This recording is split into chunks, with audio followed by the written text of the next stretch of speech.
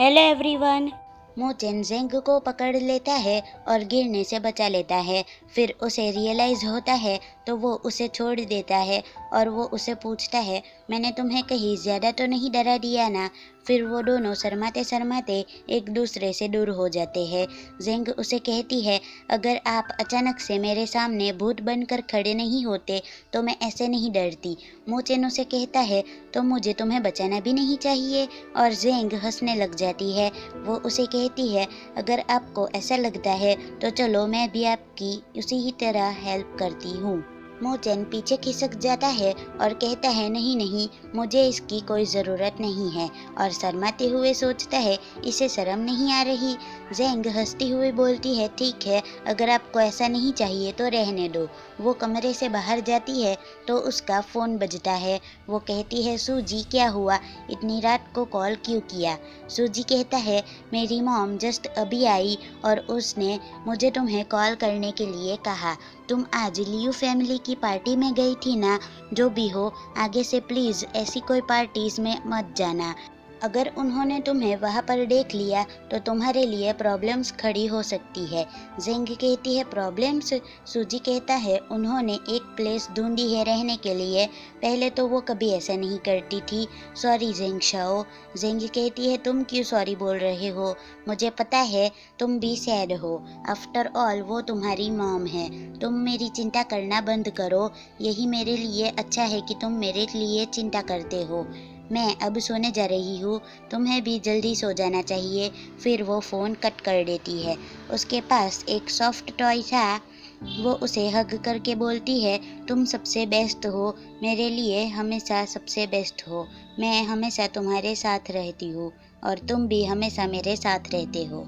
फिर वो जब छोटी थी यानी कि 17 साल पहले का सीन याद करती है। वो सोचती है, 17 साल बीत गए, मुझे याद है उस लड़की ने मुझे ये टॉय डॉग दिया था। इधर मोचेन बाथरूम में ये वाला सीन याद कर रहा था। फिर उसे रियलाइज़ होता है कि उसने किसी और लड़की को टच कर लिया। वो अपने हाथ धोने लग जाता है और सोचता है, मुझे 10 मिनट तक अपने हैंड्स वॉश करने पड़ेंगे। फिर वो अपने कमरे में आ जाता है और अपने बाल पोंछ रहा था। तभी उसकी नज़र वहाँ पर रखे हुए इस सॉफ्ट टॉय पर और कुछ फ़ोटो फ्रेम्स पर जाती है। वो ये याद करता है कि एक लड़की दूसरी लड़की को बोलती है, मैं इस मोचेन के डॉग को रखूँगी और तुम्हें भी मैं एक टेडी डॉग दूँगी। इस डॉग की वजह से मैं तुम्हें इजीली ढूंढ पाऊँगी। अब ये दोनों लड़कियाँ कौन है, ये तो हमें आगे जाकर ही पता चलेगा। मोचेन डॉग को देखकर तंग तंग बोलता है और इधर जेंग भी उस डॉग के साथ ही बैठी हुई थी। मतलब ये दोनों सेम टाइम पर और सेम पोजीशन में थे। फिर सुबह का सीन दिखाया जाता है। मोचेन सो रहा था, तभी मोया की आवाज़ आती है तो वो उठ जाता है। वो फटाफट मोया के पास जा रहा था और दरवाज़ा खोलते ही सामने देखता है कि जेंग भागती हुई मोया के कमरे के पास जाती है और दरवाज़ा खोलकर बोलती है, बेबी। वो सामने देखती है तो मोया दरवाजे के पास ही खड़ी थी। वो छलांग लगाती हुई मम्मी बोलती है तो जेंग उसे उठा लेती है और कहती है, मैं यहीं पर हूँ, अब रोना बंद कर दो। फिर मोचेन वहाँ पर आता है और खांसी खाता है। जेंग और मोया दोनों ही पलट जाते हैं कि कौन है। मोचेन जेंग को देखता है और कहता है, मैं नहीं चाहता कि कल रात की तरह तुम पैनिक हो जाओ। जेंग कहती है, आप कितने केयरफुल हो, वो तो कल रात में थोड़ी टेंशन में थी इसीलिए ये सब हुआ। मोचेन मोया को अपने पास लेने जा रहा था। वो कहता है, मोया गुड मॉर्निंग। मोया डैडी बोलने की कोशिश कर रही थी। वो बोलती है, डैडी। मोचेन उसे उठा लेता है और बहुत खुश हो जाता है। वाओ, तुमने अभी मुझे डैडी कहा। वाओ, मैं तो happiest man in the world हूँ।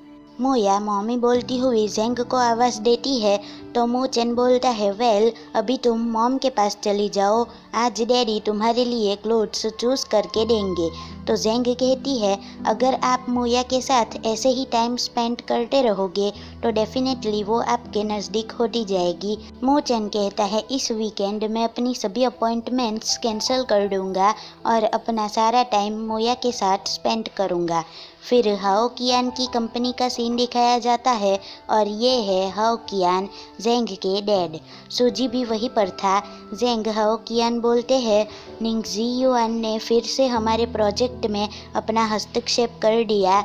निंग और मू ये दोनों साथ में काम कर रहे हैं तो इस वजह से इन दोनों के साथ डील करना बहुत मुश्किल हो जाता है। तभी वहाँ पर जी की आंटी ये सुए आती है और कहती है मिस्टर जेंग गुड न्यूज़, जी-युआन जेंग शाओ से मिलने के लिए राज़ी हो गया है। जेंग हाओ कियान बोलते हैं ये सुए थैंक्स, लेकिन मुझे जी-युआन और मूचेन का गुस्सा पता है, इनके गुस्से की वजह से जेंग शाओ पर कोई असर नहीं होनी चाहिए। ये सुए कहती है आप उस बात की टेंशन मत लो, उनकी रिलेशनशिप इतनी भी बुरी नहीं है। और बात रही जेंग शाओ की तो वो तो अभी मू फैमिली में नैनी बनी हुई है। अब हमें पास्ट में बनी हुई स्टोरीज को भूल जाना चाहिए। और ये सुनकर सूजी को गुस्सा आ जाता है। ये सुए कहती है जी-युआन तो जेंग शाओ से बार बार मिलता रहता है और इसी वजह से उसे तो उसके साथ प्यार हो गया है, उन दोनों को मिलने में मेरी हेल्प करो। जेंग हाओ कियान गुस्से में बोलता है अभी तुमने क्या कहा, जेंग शाओ मू के घर पर रह रही है और वो भी एक नैनी बनकर, वो मेरी बेटी है, ऐसे कैसे वो नैनी बन सकती है। और इसी के साथ ये चैप्टर होता है यहीं पर ही ख़त्म। So that's it for today and thanks for watching. मिलते हैं नेक्स्ट वीडियो में, टाटा।